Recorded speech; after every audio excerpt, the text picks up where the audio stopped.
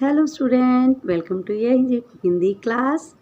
Today we will read the lesson 11 of third standard which name is Meera बहन और बाग।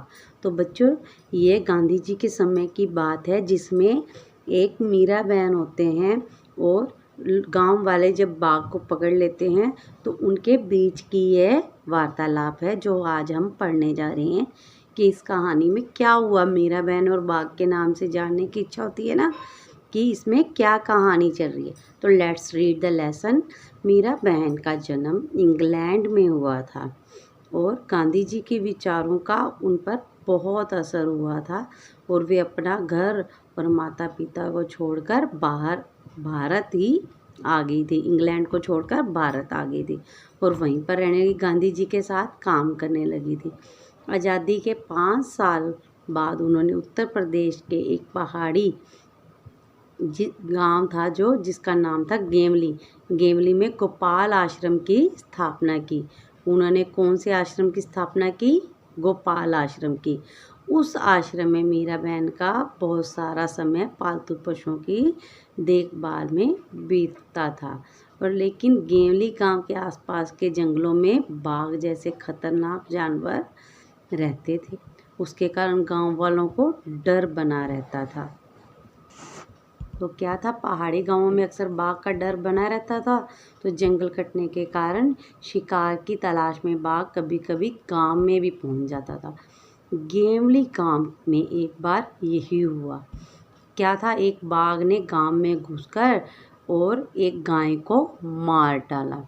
तो सुबह होते ही ये खबर पूरे गांव में फैल गई और गांव के लोग डरे हुए थे और ये बाघ कहीं फिर से आकर उनके पालतू पशुओं को खा ना जाए, किसी आदमी को अपना शिकार ना बना ले। तो गांव के लोग गोपाल आश्रम गए और उन लोगों ने मीरा बहन को अपनी चिंता बताई। गांव के लोगों ने अंत में तय किया कि गांव बाघ को कैद कर लिया जाए, मतलब पिंजरे में बंद कर दिया जाए। अक्सर आप लोग देखते हो ना, जू में जाते हो, जैसे चिड़ियाघर में, वहाँ पे देखते हो कि बाघ पिंजरे में बंद होता है।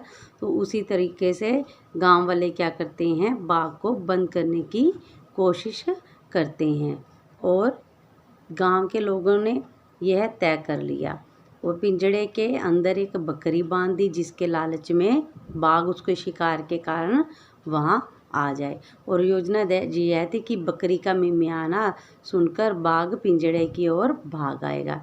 पिंजरे का दरवाज़ा इस प्रकार खुला हुआ बनाया गया था कि बाघ के अंदर घुसते ही वह दरवाज़ा झट से बंद हो जाए और शाम होने का तक पिंजरे को ऐसी जगह पर रख दिया जाए कि बाघ अक्सर दिखाई देता है, ऐसी जगह पर रख दिया। और यह मीरा बहन के गोपाल आश्रम से ही कुछ दूरी पर ही था, मतलब उनके पास में ही रह जाता था। रात बीती, सुबह की रोशनी होते ही लोग पिंजरा देखने के लिए निकले। उनको बड़ी यह उत्सुकता हो रही थी कि देखें कि बाघ पिंजरे में बंद हो गया होगा। तो उन्होंने दूर से देखा कि पिंजरे का दरवाज़ा तो बंद है, पर वे सोचकर बहुत खुश हुए कि बाघ जरूर पिंजरे के अंदर फंस गया होगा। बंद है तो नेचुरली सी बात है, बाघ उसके अंदर चला गया होगा। लेकिन क्या था, जब वे पिंजरे के पास पहुंचे तो क्या देखते हैं, उनकी आंखें दंग रह जाती हैं और पिंजरे में बाघ नहीं था। पिंजरे में बाघ ना देखकर वो हैरान हो जाते हैं कि ये क्या हुआ, बाघ के अंदर गए बिना ही पिंजरा कैसे बंद हो गया। लोग मीरा बहन के पास पहुंचे, उनके मन में बहुत से सवाल थे और वो मीरा बहन से पूछने लगे। लोगों ने सोचा कि गोपाल आश्रम के पास में ही था और इसलिए शायद मीरा बहन को मालूम होगा कि रात में क्या हुआ। पूछने पर मीरा बहन बोली कि देखो भाई, मुझे नींद आ रही है। मैं सोचती रही कि आखिर बाघ को धोखा देकर हम क्यों फंसाएं, इसलिए मैं गई और पिंजरे का दरवाज़ा बंद कर आई।